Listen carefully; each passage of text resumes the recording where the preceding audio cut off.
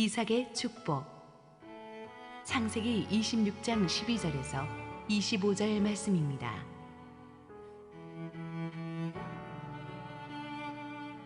이삭이 그 땅에서 농사하여 그 해에 100배나 얻었고 여호와께서 복을 주심으로 그 사람이 창대하고 왕성하여 마침내 거부가 되어 양과 소가 떼를 이루고 종이 심이 많음으로 블레셋 사람이 그를 시기하여 그 아버지 아브람 때에 그 아버지의 종들이 판 모든 우물을 막고 흙으로 메웠더라.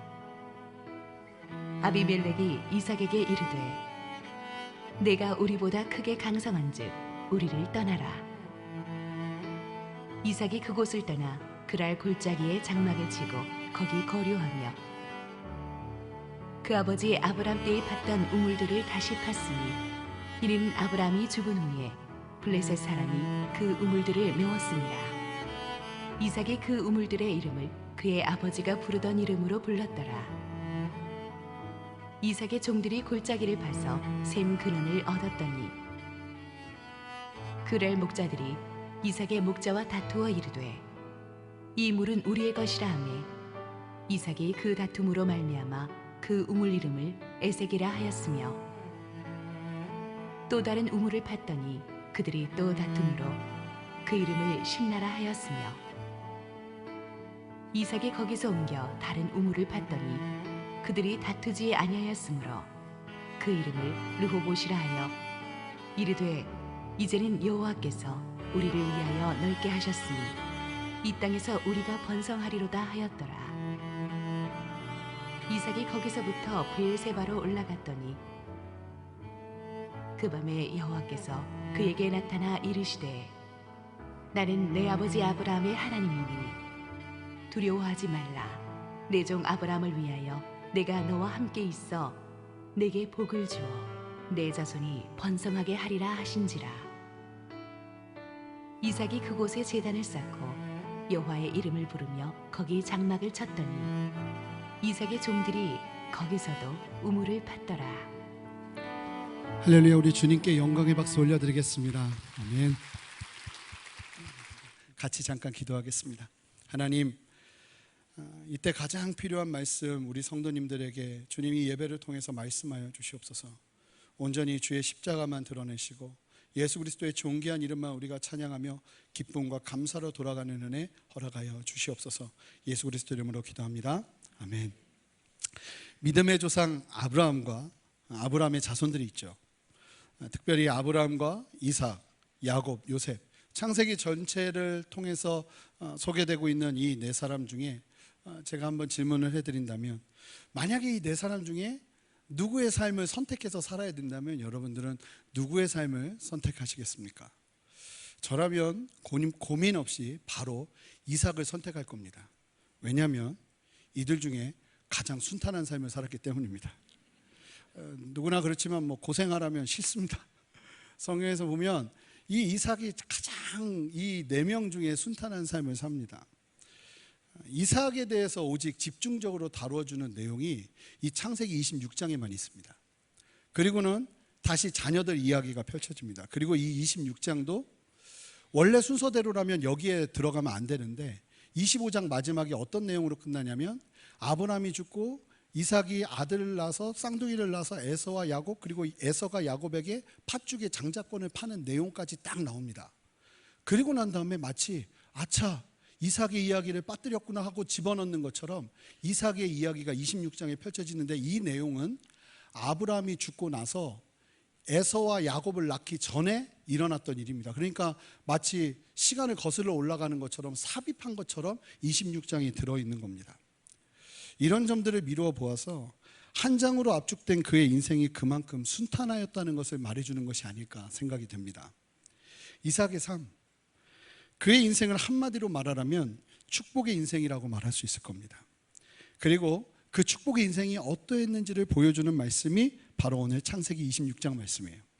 그래서 이 말씀을 통해서 이삭의 축복의 이유와 축복의 내용들을 좀 살펴보면서 하나님이 이 시간을 통해서 우리에게 주시고자 하는 마음들을 누리는 시간 되기를 소망합니다.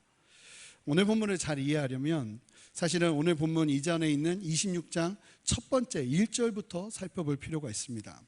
함께 26장 1절을 한 목소리로 읽어보도록 하겠습니다. 읽겠습니다. 아브라함의 때에 첫 흉년이 들었더니 그 땅에 또 흉년이 들매 이삭이 그랄로 가서 블레셋 왕 아비멜렉에 이르렀더니. 잘 보면 아주 재밌는, 그래서 여기에도 처음 시작이 아브라함 때에 첫 흉년이 들었던 것처럼, 이게 무슨 얘기냐면요, 아브라함이 고향 갈대와 우르를 떠나서 하란 땅을 지나서 가나안 땅에 딱 이르렀을 때 하나님이 말씀하신 그 말씀 앞에 순종하는 그때에 아브라함을 기다리고 있었던 것은 축복이 아니라 가뭄이었습니다. 그래서 아시는 것처럼 저절로 본능적으로 그 땅에서 버티고 견디는 것이 아니라 애굽 땅으로 살려고 내려가는 모습을 볼 수 있죠. 이제 고향을 떠나서 비로소 홀로 서기를 시작하게 되는 그때에 아브라함이 처음으로 만난 것이 가뭄이었습니다. 그런데 재밌게도 약 100년이 지난 후에 그의 아들 이삭도 이제 비로소 아버지도 돌아가시고 홀로 서야 할 그때에 아버지가 겪은 가뭄을 겪게 됩니다. 가뭄. 잘 보시면 이 가뭄은 아브라함에게도 이삭에게도 아주 비슷하게 인생의 전환점이 되는 시기에 찾아오는 것이었습니다. 그리고 아브라함의 후손인 야곱과 그의 자녀들도 잘 보시면 가장 중요한 때에 무엇을 만나죠? 가뭄을 만납니다.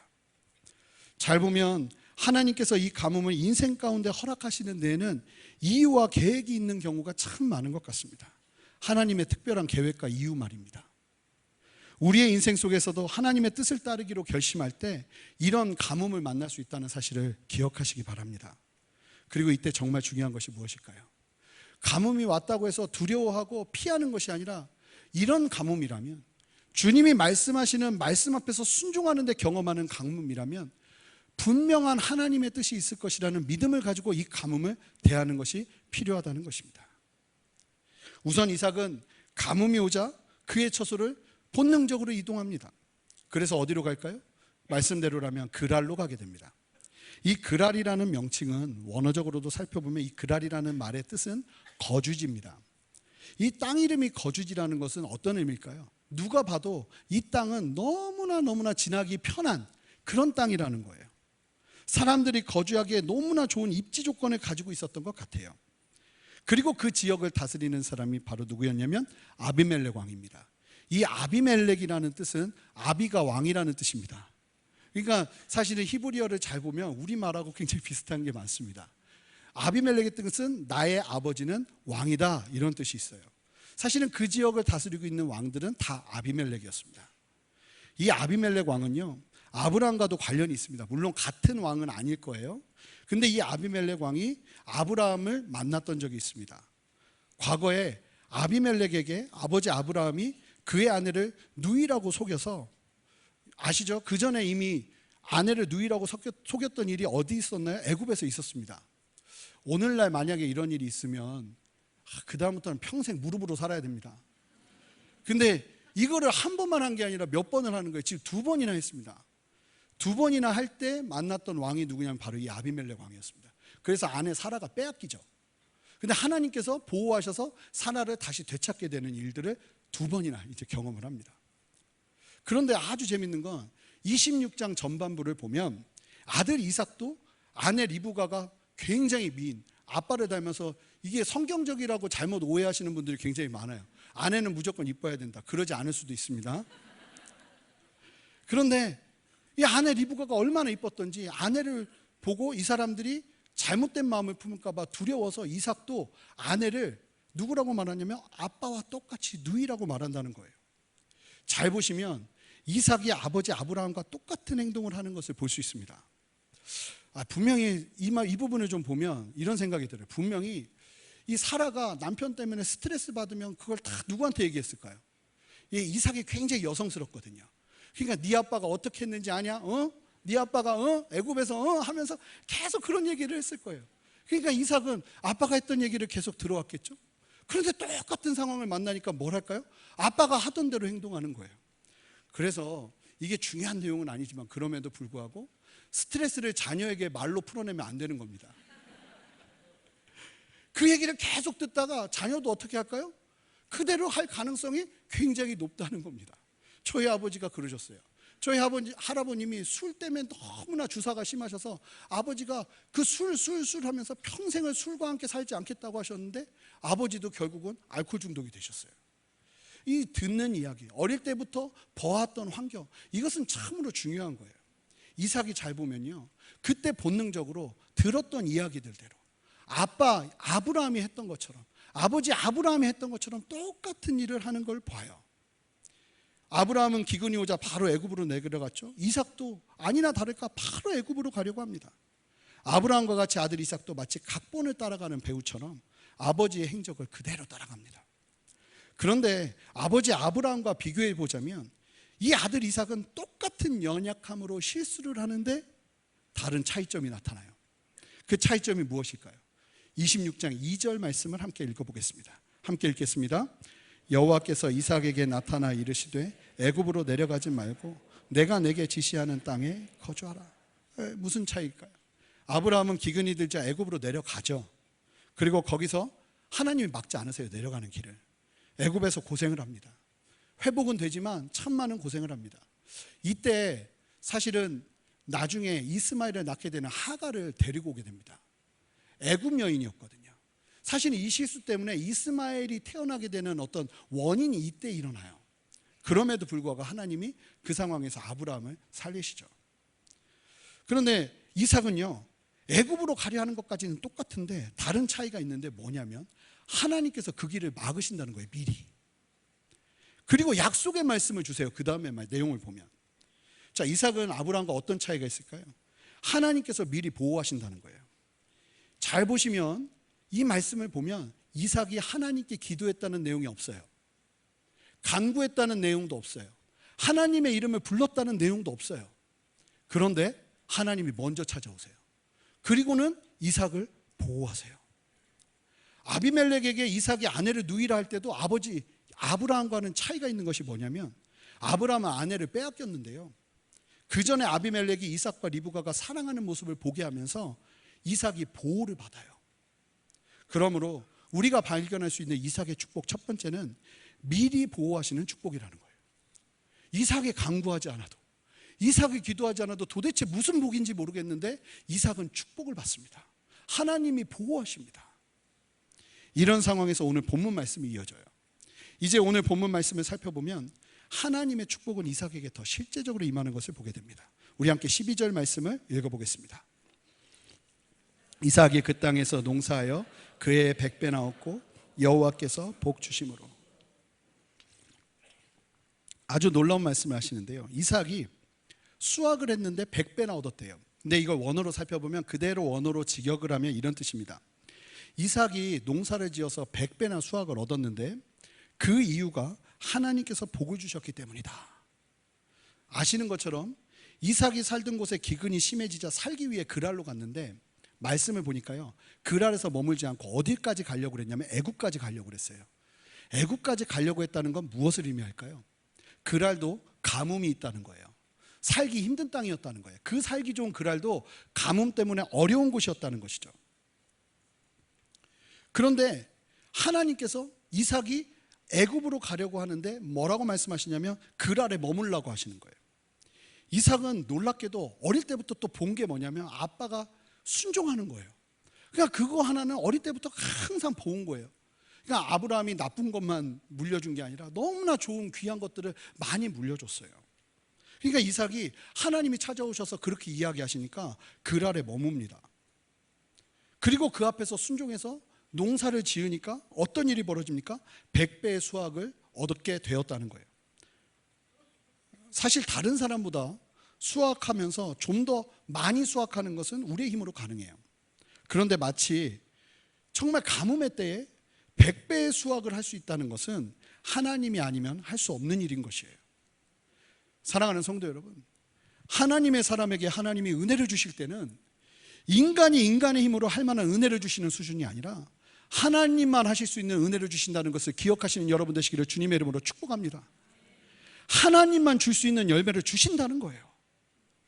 그런데 이 말씀을 보고 100배? 100배 수확? 여기에만 초점을 맞추면 안 돼요. 사실은 이 말씀 12절 말씀에서 중요한 것은 100배 수확이 아니에요.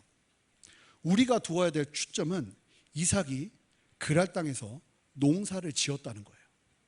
씨를 뿌렸다는 거예요. 100배의 수확은 물론 대단한 것이지만 이삭이 결코 쉽게 받은 축복이 아니었다는 겁니다. 이삭은요, 가뭄의 때에 씨를 뿌렸대요. 무슨 얘기일까요? 그랄 땅도 땅이 갈라지고 있었어요. 물이 없어서요. 이 땅에다는 씨를 뿌리면 죽어요. 절대로 살 수 없어요. 좋은 열매를 맺을 수 없어요. 그런데 놀라운 것은 하나님이 그랄 땅에 머물라고 했잖아요. 그 이야기를 듣고 이삭이 무엇을 하냐면 무모한 순종을 하기 시작합니다. 땅이 분명히 눈앞에서 갈라지고 있는데 하나님의 말씀을 의지해서 그 땅에 씨를 뿌리기 시작한 거예요. 그러자 어떤 일이 벌어진 건가요? 100배의 수확이 이루어졌다는 거예요. 여러분, 100배의 수확은 그냥 일어나는 것이 아니에요. 두 가지 조건이 맞았죠. 첫 번째는 명확한 하나님의 부르심이에요. 그랄 땅에 있어라. 내가 있고 싶은 곳에 있었던 것이 아니라, 많은 분들이 오해하는 게 내가 하고 싶은 것을 하나님의 뜻이라고 생각하고 하면서 순종했다가 실패하면 하나님 왜 그러십니까 하는데, 정말 중요한 건 씨를 뿌리는 것보다 더 중요한 건 어디에 씨를 뿌려야 되는지 주님이 말씀하시는가를 듣는 거예요. 이삭은 그랄 땅에 머물라는 정확한 하나님의 부르심을 들었어요. 그리고 나자 그는 과격하게 순종하기 시작합니다. 사랑하는 성도 여러분, 이삭이 축복을 받을 수 있었던 아주 중요한 요소 중에 하나가 무엇이었냐면 순종이었다는 사실을 기억하시기 바랍니다. 목숨을 건 순종이었어요. 망할 수도 있어요. 여기서 수확하지 못하면 우리는 끝장날 수도 있어요. 그런데 이삭은 이 상황에서 하나님의 부르심을 기억하고 자기가 갖고 있던 씨를 다 뿌려버렸다는 거예요. 그리고 이것을 통해서 하나님이 100배의 수확을 주신 것이죠. 여러분, 이삭의 축복 두 번째 특징은 순종을 통한 축복이었다는 거예요. 순종만 하기만 하면 하나님께서 엄청난 축복을 이삭에게 주셨다는 거예요. 자, 13절 말씀 읽어볼까요? 함께 읽겠습니다. 그 사람이 창대하고 왕성하여 마침내 거부가 되어, 말이 그렇지 가뭄의 때에 100배 수확을 얻었으니 그 수확물의 가치는 더 높게 치솟았을 겁니다. 이삭이 엄청난 부를 쌓게 되었던 것이죠. 하나님의 축복입니다. 할렐루야. 그런데 그러자 다음과 같은 일이 일어납니다. 우리 14절, 15절, 16절 말씀 읽어보겠습니다. 읽겠습니다. 양과 소가 때를 이루고 종이 심이 많으므로 블레셋 사람이 그를 시기하여 그 아버지 아브라함 때에 그 아버지의 종들이 판 모든 우물을 막고 흙으로 메웠더라. 아비멜렉이 이삭에게 이르되 내가 우리보다 크게 강성한즉 우리를 떠나라. 여러분, 축복이 임했는데요, 그 축복 때문에 시기를 받기 시작합니다. 거기서 멈추는 것이 아니라 우물을 메워버려요. 이게 무슨 얘기일까요? 굶어 죽으라는 거예요. 이 그랄 땅 사람들이 우물을 메우고 굶어 죽으라고 이삭을 괴롭히기 시작하는 거예요. 거기서 멈추는 것이 아니라 아비멜렉이 뭐라고 하느냐면 네가 우리보다 강성하니까 여기를 떠나라. 대책 없이 그냥 쫓아내버리는 거예요. 이삭이 겪는 어려움은 두 가지 특징이 있어요. 첫 번째는 이 어려움이 하나님의 뜻을 이루는 중에 찾아온 어려움이었다는 거예요. 여러분, 이삭이 한 건 순종밖에 없었고요, 이삭이 누린 건 순종의 열매밖에 없었어요. 그런데 기억하세요. 그런 순종의 열매라고 해도 그 순종의 사람도 이와 같은 어려움을 겪을 수 있다는 것을 기억하셔야 돼요. 두 번째, 항상 그렇지만 이 어려움은 장기간에 마치 몰아치듯이 이삭에게 계속 찾아옵니다. 15절에 보면 블레셋 사람이 시기하여 우물을 막고 흙을 메웠어요. 그러고 났더니 이제 17절에 그랄 골짜기로 가서 자리를 잡아요. 거기서 어디를 가냐면 아버지가 팠던 우물을 찾아가요. 거기도 블레셋 사람들이 다 메워놓은 우물이에요. 다시 파도 안 나올 가능성이 높아요. 그런데 놀라운 건 이 우물 파기는요, 거의 로또 복권 같은 겁니다. 기적과도 같은 거예요. 근데 이삭은요, 그 고난 속에서, 환난 속에서 우물만 팠다 하면 우물이 또 나오는 거예요. 기가 막히죠. 그런데 그랄 사람들이 그 우물 나는 걸 보고 어떻게 하냐면 강도처럼 뺐습니다. 근데 이삭이요, 그 상황에서 의로운 분도 안 내고 그냥 그대로 줘요. 그리고 또 나와요. 그러고서 또 우물을 파는데 우물이 나와요. 어려움이 장기간에 걸쳐 몰아치듯이 찾아오는데 우리 22절 말씀 읽어볼까요? 함께 읽겠습니다. 이삭이 거기서 옮겨 다른 우물을 팠더니 그들이 다투지 아니하였으므로 그 이름을 르호봇이라 하여 이르되 이제는 여호와께서 우리를 위하여 넓게 하셨으니 이 땅에서 우리가 번성하리로다 하였더라. 이 어려움이 장기간 걸치다가 이렇게 찾아오는 어려움 속에서 겨우 이제 22절이 되니까 이제 끝났구나 하면서 이제 끝났구나 하면서 이제 번성을 기대하기 시작합니다. 이삭의 축복의 세 번째 특징은 뭐냐면 연약해도 계속되는 축복이에요. 잘 보시면 이삭이 블레셋 사람들과 부딪히지 않습니다. 그랄 사람들이 아무리 못된 짓을 하고 도둑놈 심보로 달려들어도 이삭은 그들과 갈등하지 않아요. 언제까지요? 더 이상 갈등이 일어나지 않을 때까지요. 왜 억울하지 않겠습니까?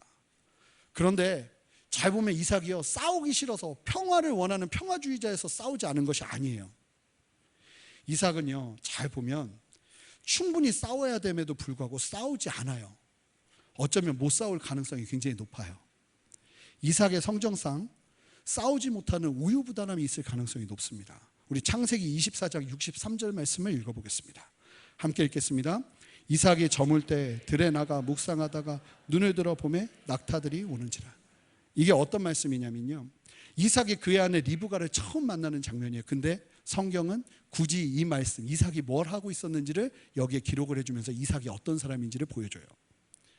보통 그 당시에 젊은 남자들은 저녁에 들에 나가서 묵상하지 않습니다. 사냥을 합니다.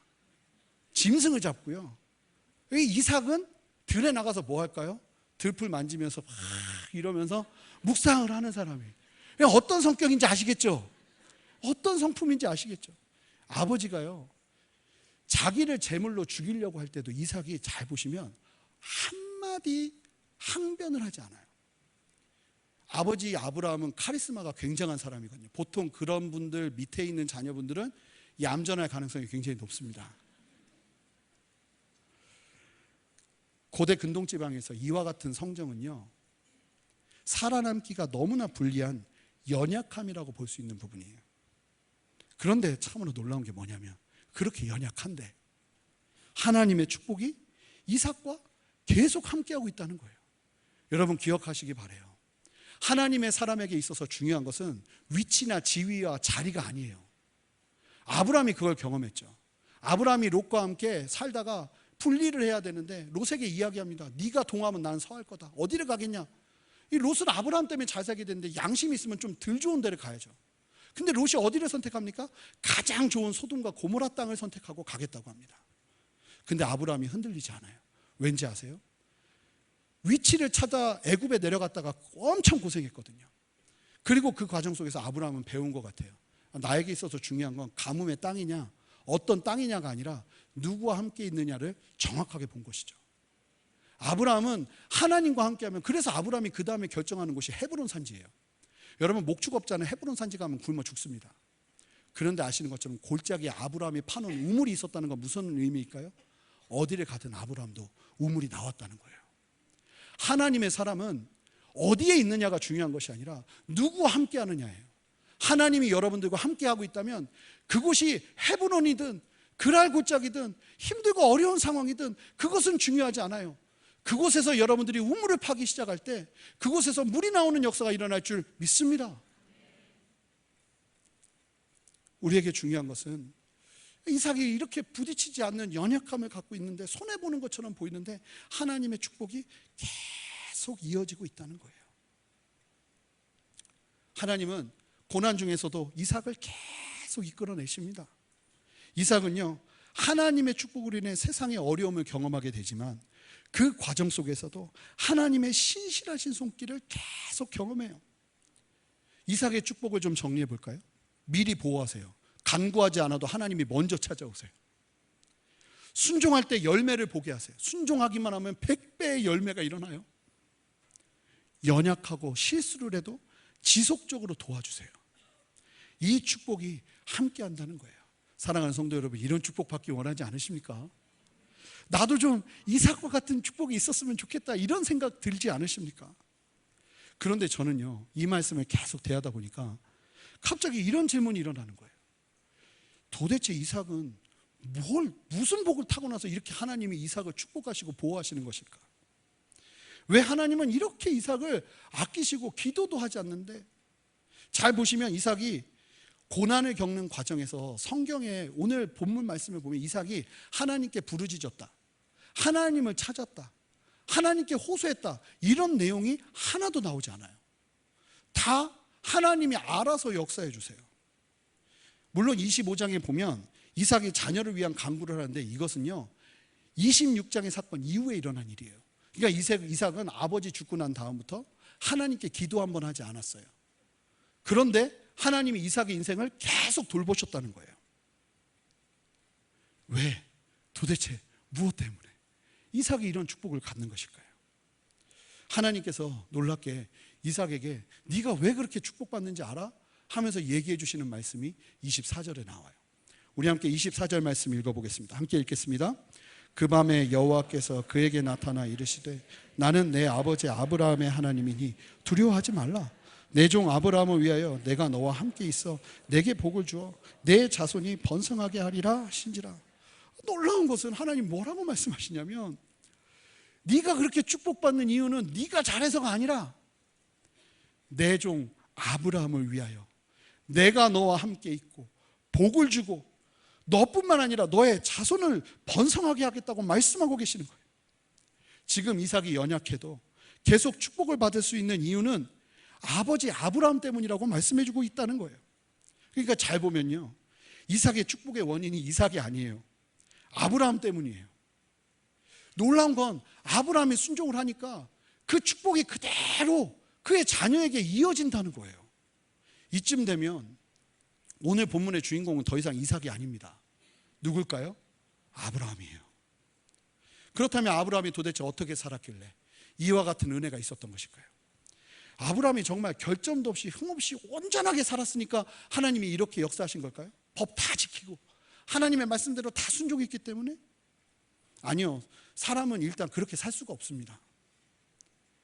아브라함을 통해서 하나님이 왜 이와 같이 아브라함의 순종을 보고 축복해 주셨는가? 저도 고민을 참 많이 하는데 고민을 하는 과정 속에서 이 주님은 나의 최고봉이라는 책이 있습니다. 이 제목이 너무 촌스럽잖아요. 주님은 나의 최고봉. 이게 뭐. 그런데요. 이 책이 사실은 미국에서 제가 공부할 때도 목사님들이 가장 추천하는 책 항상 5위 안에 들어가는 책이에요. 이 오스왈드 챔버스 목사님이 쓴 책이 굉장히 많은 인사이트들이 있어요. 근데 이 오스왈드 챔버스 목사님이 이 아브라함의 인생을 강해하면서 쓴 책이 있는데 그 책의 내용을 보다가 굉장히 은혜를 받았어요. 아 그렇구나. 그래서 하나님이 아브라함에게 축복을 주신 거구나. 제가 그 내용을 그대로 인용해서 한번 읽어볼게요. 들어보세요. 아브라함에게 가장 위대한 특징은 하나님 앞에서 조금도 주저함이 없었다는 사실이다. 가장 깊은 차원에서 모든 것을 하나님께 내려놓는 것은 개인적인 거룩함을 쌓는 것보다 훨씬 가치가 있다. 겉으로는 전혀 흠이 보이지 않는데 이상하게 하나님의 풍성한 복을 누리지 못하는 사람들이 있고 반면에 무분별하여서 실수가 많은데도 놀라울 정도로 하나님의 복을 누리는 사람들이 있다. 후자는 하나님께 자신을 철저하게 맡긴 자들이며 깨끗한 삶을 유지하는 유일한 방법은 언제나 빛 대신 하나님 안에 걷는 것이다. 저는 이 말이 참 맞다는 생각이 들어요. 아브라함의 삶은요 죄가 없었던 삶이 아니에요. 아브라함이 얼마나 많은 실수를 합니까? 애굽 하나님이 말씀하신 가나안을 버리고 애굽으로 가고요. 아내를 누이라 속이는 걸 2번이나 하는 엄청난 인물입니다. 그리고요 하갈을 통해서 이스마엘을 낳고요. 수많은 흠이 있었고 실수가 있었어요. 그런데 아브라함은 어땠습니까? 놀라운 건 그런 연약함이 있었음에도 불구하고 하나님의 말씀이라면 본토 친척 아비집을 버릴 수 있었어요. 하나님의 말씀이라면 아들을 달라시면 그 하나뿐인 아들 이삭도 바칠 수 있었어요. 주저함 없이 하나님의 말씀에 순종하는 삶, 그 삶의 순종을 하나님이 기뻐 받으셨다는 거예요. 하나님의 평가는 우리의 기준과 다를 수 있다는 사실을 기억하시는 여러분 되시기를 바랍니다. 겉으로 전혀 흠이 보이지 않는데 이상하게 하나님의 풍성한 복을 누리지 못하는 사람이 있고 무분별하여 실수도 많은 것 같은데 이상하게 저 사람은 하나님의 복이 함께하는 것 같은 사람들이 있다는 거예요. 그 차이는 다른 데 있는 것이 아니라 하나님의 말씀이라면 언제든지 거침없이 순종할 수 있는 순종의 준비와 순종의 삶이 그와 함께했다는 것이라는 거예요. 그런데 이 내용을요 성경 전체가 뒷받침해 주고 있어요. 여러분 사울 왕과 다윗 왕을 좀 비교해 볼까요? 누가 신문 일면 기사에 나올 만한 실수를 누가 했을까요? 사울의 인생을 잘 보면요, 그가 죽을 때까지 사실은 신문 기사 일면에 나올 만한 일을 한 적이 별로 없습니다. 굉장히 그냥 잘 지냈습니다. 생각보다 나쁜 짓 많이 안 했어요. 그냥 인간적인 눈으로 본다면 말이죠. 아브라함이래요. 다윗은요, 일면 대서특필할 내용을 인생 속에서 몇 번을 한지 몰라요. 그 중에 제일 유명한 얘기가 우리아의 아내를 취한 것이죠. 온 국민들이 다 알았어요. 누가 봐도 정말 나쁜 짓은 다윗이 했어요. 그런데 하나님은 누구의 손을 들어주시나요? 다윗의 손을 들어주세요. 이상하죠? 가룟 유다와 베드로를 볼까요? 둘 다 도찐 개찐입니다. 이 가룟 유다 예수님을 팔았지만 베드로는요, 예수님 앞에서 예수님을 3번 부인하고 마지막 부인할 때는 저주를 하고 떠나버렸습니다. 누가 더 나쁜 사람인가요? 정말 도찐 개찐이에요. 그런데 어떤 사람이 하나님께 쓰임 받나요? 베드로가 하나님께 쓰임 받아요. 예수님 시대에 바리새인과 사두개인들과 종교 지도자들, 이 사람들 어떻게 살았던 사람들인가요? 결점이 없어야 한다고 생각하며 살아갔던 사람들이었지만 이 사람들은 예수님을 죽입니다. 우리는요, 하나님께서 사용하신 하나님의 사람들에게서 보여지는 특징을 잘 살펴볼 필요가 있어요. 하나님께서 원하시는 삶이 무엇인가를 정확하게 파악할 필요가 있어요. 아브라함의 삶은요, 죄가 없었던 삶이 아니라 하나님의 말씀이라면 삶을 들여서 순종할 수 있는 준비가 있었던, 그리고 실행이 있었던 삶이었다는 거예요. 그리고 그 삶을 하나님이 기억하시고 그의 아들 이삭에게 축복을 주신다는 거예요.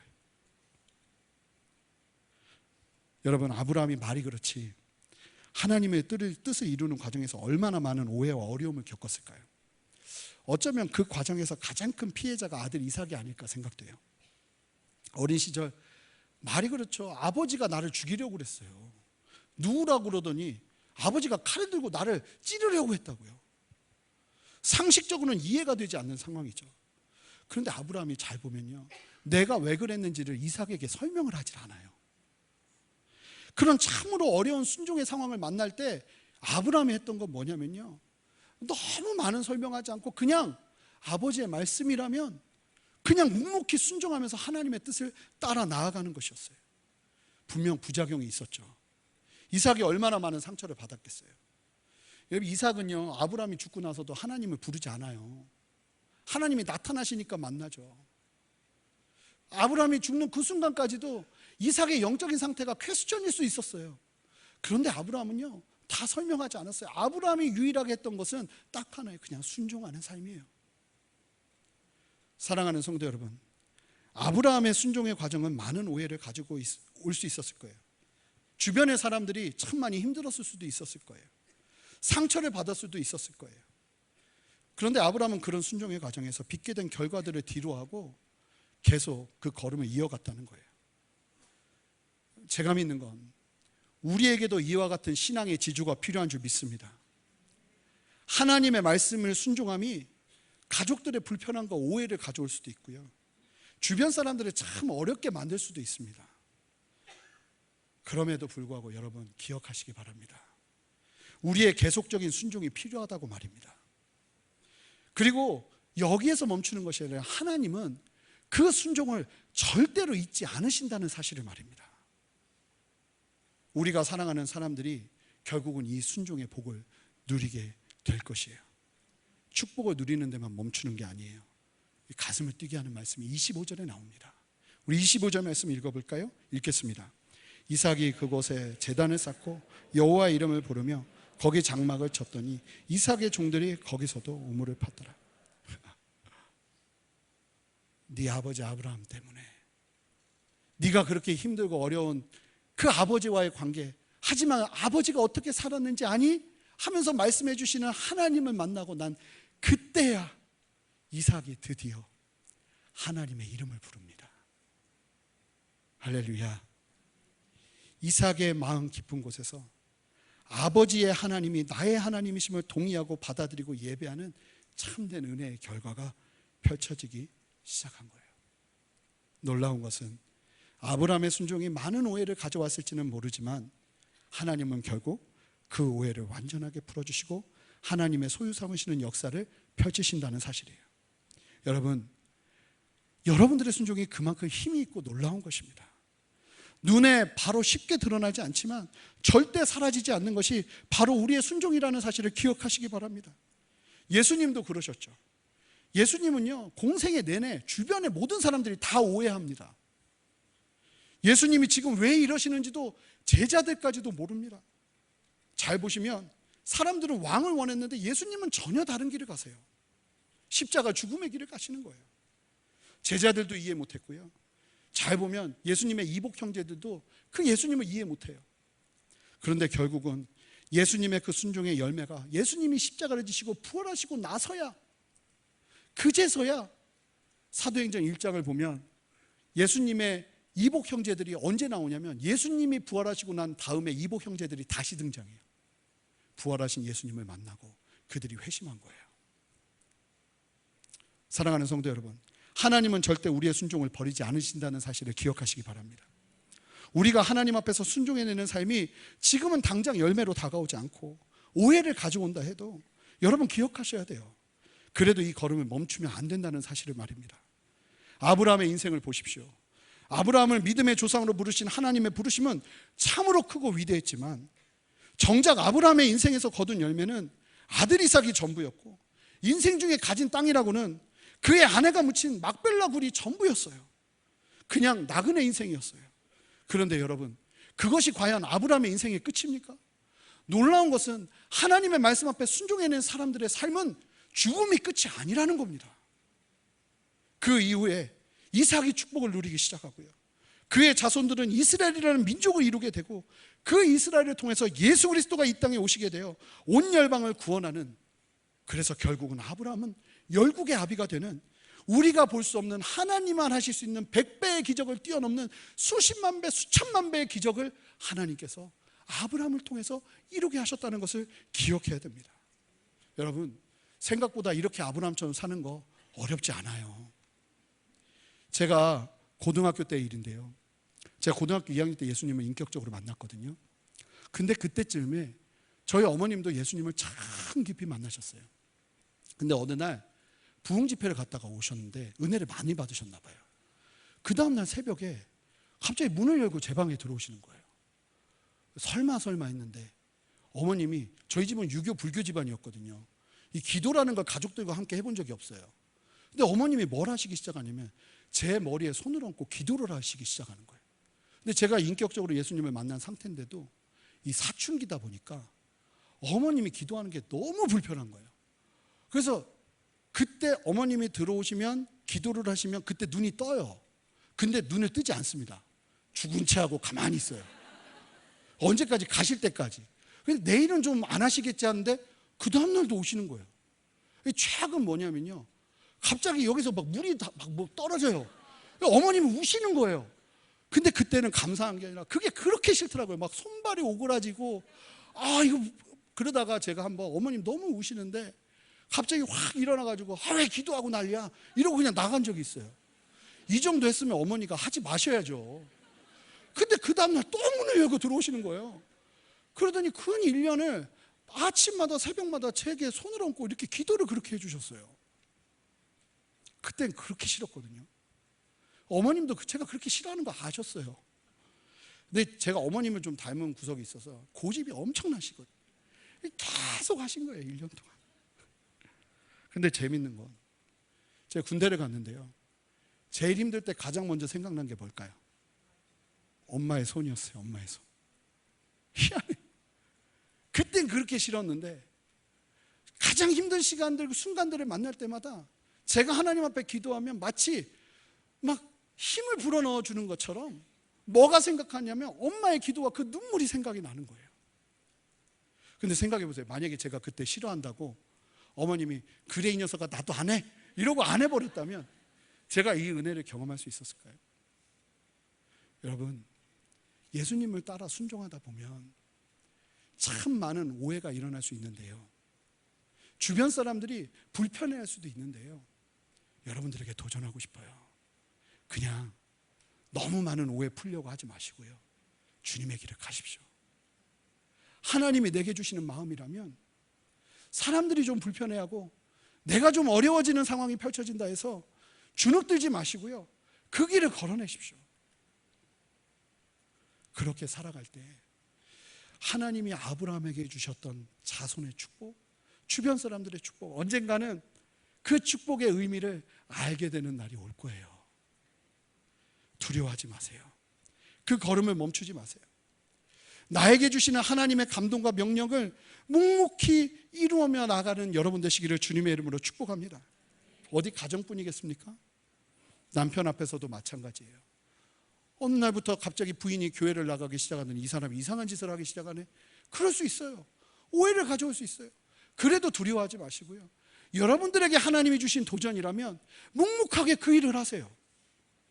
자녀들이 여러분들을 이해해주지 않아도 그 일을 하세요. 직장 사람들이 여러분들을 이해해주지 않아도 그 일을 하십시오. 절대로 그 순종의 삶을 포기하지 마세요. 아브라함은 죽기 전까지 그의 아들 이삭이 퀘스천이었어요. 정말 하나님의 사람이 될 수 있을까? 그런데 아브라함은 그저 하나님이 약속하셨던 말씀, 내가 너의 자녀들을 보호할 것이다, 그 말씀 믿고 신뢰하며 이 땅에서 다 풀어내지 못한 묶음을 가지고 하나님 앞으로 나아갔어요. 그런데 그의 인생 속에서 하나님이 주신 은혜는 참으로 크고 위대했던 것이죠. 말씀을 마치겠습니다. 여러분, 이삭의 축복, 포기하지 않는 자들이 누리는 축복입니다. 찬양 가사의 고백처럼 그저 부르신 곳에서 예배하면서 어떤 상황에서도 변함없이 예배하는 신앙의 지조를 누리시기를 주님의 이름으로 축복합니다. 순종의 열매는요, 반드시 맺게 되어 있습니다. 그 믿음의 눈으로 삶을 살아내시는 여러분 되시기를 주님의 이름으로 축복합니다. 함께 기도하시겠습니다. 하나님, 이 이삭의 축복 누리기 원합니다. 하나님, 이 이삭의 축복이 있기까지 보이지 않았던 아브라함의 순종의 그 열매를 우리도 함께 보기를 원합니다. 순종의 자리를 이끌어 주시고 그 순종의 자리에서 두렵고 어려운 마음이 있어도 두려워하지 아니하며 담대히 걸어낼 수 있는 힘과 용기 더하여 주시옵소서. 감사드리며 예수 그리스도 이름으로 기도합니다.